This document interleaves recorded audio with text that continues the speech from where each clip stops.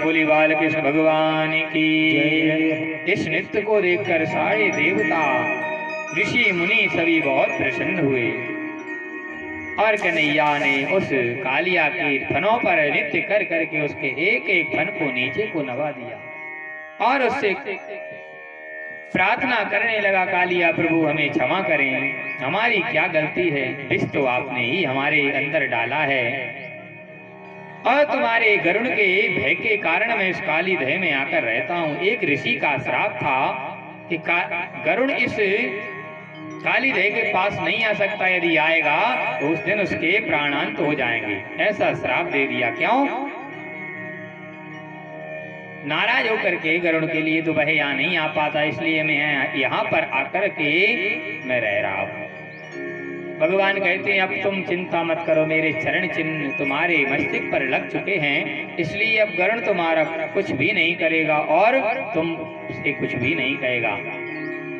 और प्रणाम किया कालिया नाग ने और काली देह को छोड़ करके चले गए।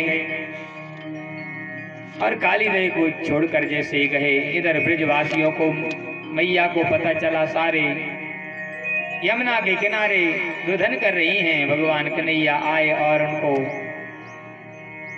माता को प्रणाम किया। सभी ब्रजवासी गोपवाल भगवान को लेकर के गए।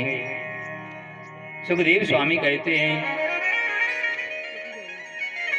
कि कात्यायनी महामाये महायोगेन्दीश्वरी नंदी गोपी सुतम देवी पतिं में कुरुते नमः। ब्रज की जितनी भी गोपियां हैं वो सभी माता कात्यायनी का पूजन करती हैं और व्रत करती हैं। व्रत कैसा करती हैं? सुबह 4 बजे उठती हैं और स्नान करती हैं। स्नान करके माता कात्यायनी के मंदिर में जाती हैं, माँ कात्यायनी की पूजन करती हैं और माँ कात्यायनी से क्या मांगती हैं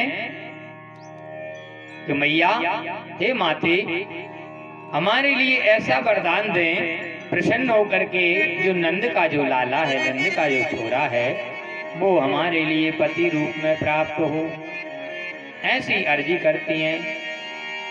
और उस काली दह में 4 बजे जाकर सारी चारों वर्णों की कन्याएं हैं, क्षत्रिय वैश्य ब्राह्मण शूद्र, चारों वर्णों की कन्याएं व्रत कर रही हैं और माता कात्यायनी से ऐसा व्रत करती हैं।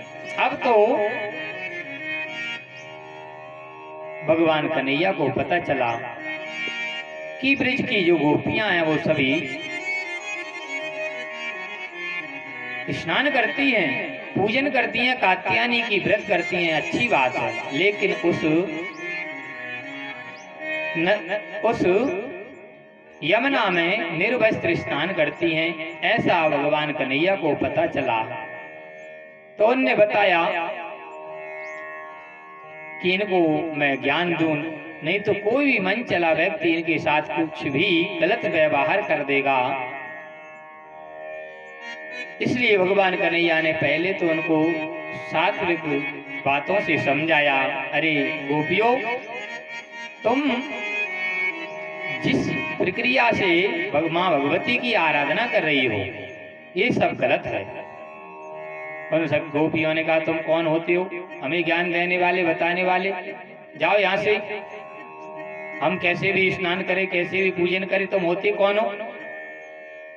भगवान ने समझाया, समझ में नहीं आया तो फिर हो गए और जाकर कदम रात्रि के समय जब 4 बजे स्नान करती तो मेरे कन्हैया गए और जाकर के उनके वस्त्रों को लेकर के कदम के वृक्ष पर